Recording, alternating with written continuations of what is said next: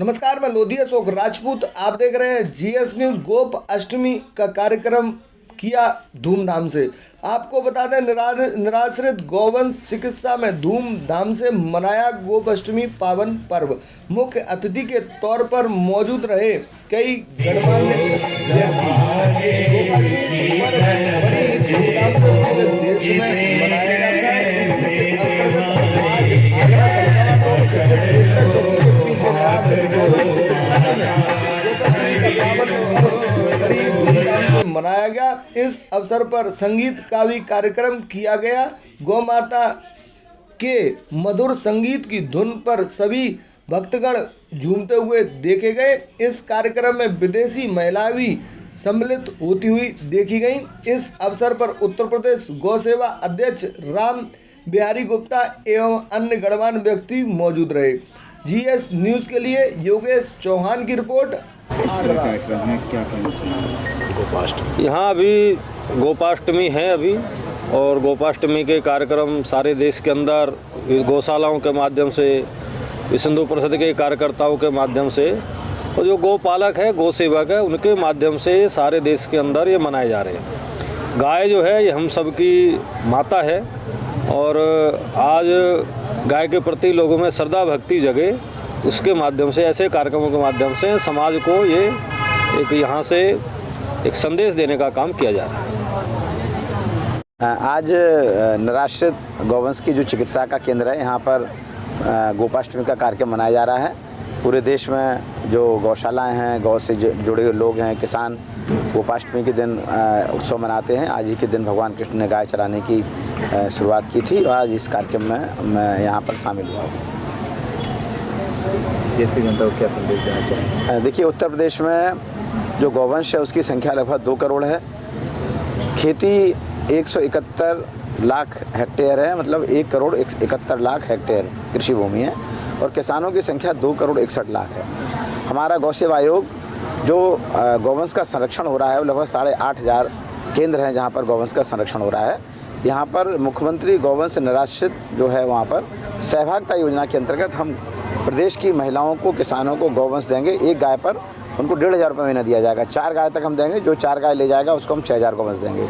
और जो 8,500 जो हमारे गौ आश्रय स्थल हैं, गौ संरक्षण केंद्र हैं, यहाँ पर हम EEE मतलब 5E प्रोग्राम चलाएंगे। पहला कार्यक्रम है कि हम हमारा पर्यावरण कैसे, एनवायरनमेंट कैसे सही हो, गौ आधारित खेती के द्वारा हम लोग वहाँ पर ट्रेनिंग सेंटर बनाएंगे।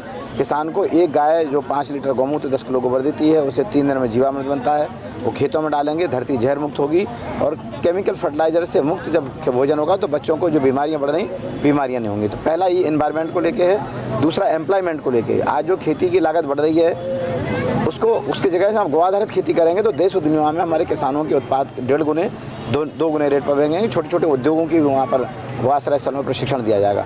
तीसरा ये इकोनॉमी, हम इससे उत्तर प्रदेश की एक नई अर्थव्यवस्था खड़ी करेंगे गौवंश के माध्यम से।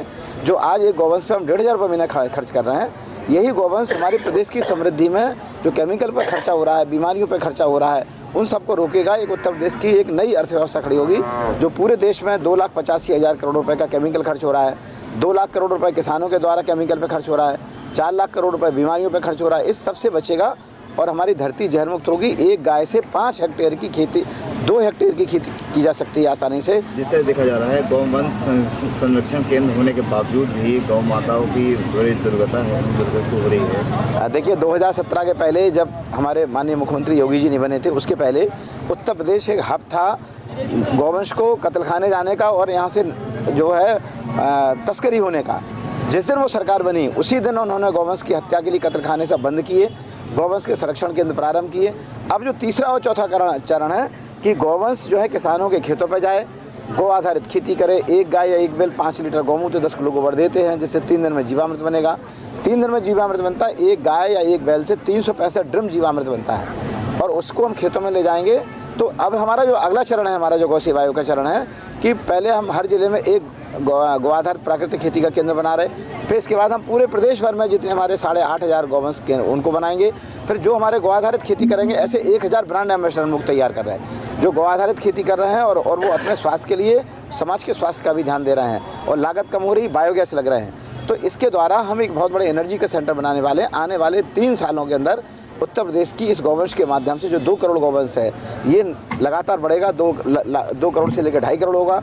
हर किसान के पास गाय होगी। हमारा अभियान है हर किसान के पास कम से कम एक गाय, एक किसान एक गाय अभियान, ये हमारा नारा है। गौवंश का स्थान किसान का खेत है, गौशाला नहीं है। ये तो एक संरक्षण केंद्र है ये, और एक एजुकेशन सेंटर है ये हमारे।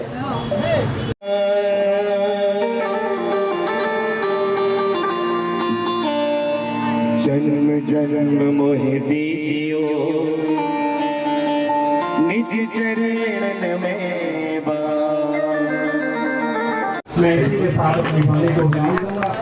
मेरा नाम हिमानी चतुर्वेदी है और मैं यहाँ निराश्रित गौवंश चिकित्सालय में एज अ वॉलंटियर काम करती हूँ। किस तरह का भाव होता है, किस तरह सेवा करती है? जी, हम लोग पिछले 20 सालों से आगरा में जहाँ जहाँ निराश्रित गौवंश दिखता है, जो चोटिल हैं, जिनके साथ हिंसा की गई है या फिर घर से छोड़ दिए गए हैं मरने के लिए, उन सबको जहाँ जहाँ आगरा के हर जगह से जहाँ से भी हमको आती है, और अब तो हम बाहर भी, आगरा से बाहर भी हमारी सेवाएँ हैं, हम लोग उनको निःशुल्क उनका रेस्क्यू करते हैं और जब तक जितना भी जीवन है उनको हम रेस्क्यू करके उनकी सेवा करने का ये हमारा उद्देश्य है। गौ माता जो घूम रही हैं खेतों में नुकसान कर रहे हैं किसानों को, इनका क्या व्यवस्था बनाई है आप लोगों ने? देखिए, एक बड़ी सीधी सी बात है कि गौ माता घूम नहीं रही हैं, वो हैं जो छोड़ दी गई हैं। उन लोगों द्वारा ही जो उसका दूध का वहन करते हैं, व्यापारीकरण कर देते हैं और फिर मरने के लिए छोड़ देते हैं। ऐसे ही लोग हैं शायद हमारे समाज के जो शायद अपने माता पिता को भी अगर होता तो वो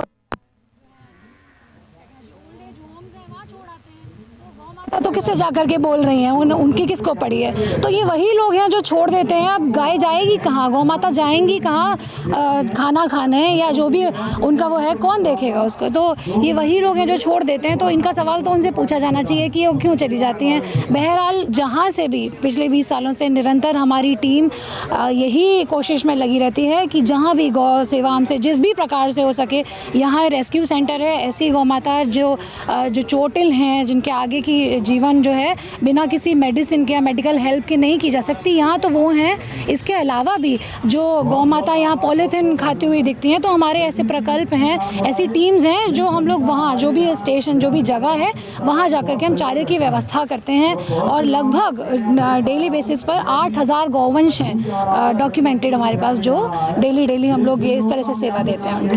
कई लोग ऐसे दुर्घटना से शिकार हुए हैं, गौ माता रोड पर घूमती हुई एक्सीडेंट हो जाते हैं, उनका क्या आपने? देखिए, इसके पीछे तो एक बहुत बड़ा कैंपेन हम शुरू कर चुके हैं, जिसमें कि जन जागरूकता है ना। अगर गौ माता निकलेंगी नहीं, छोड़ी ही नहीं जाएंगी, तो वो जाएंगी कहाँ? सबसे बड़ी बात है, अगर मुझे घर से किसी को भी बाहर निकाल दिया जाए तो वो कहाँ जाएगा? घूमेगा ही तो सही। तो व्यवस्था बनाई है, वो आदमी उनके परिवार की पूरी हानि हो जाती है, परिवार खत्म हो जाता है। जी हाँ, हम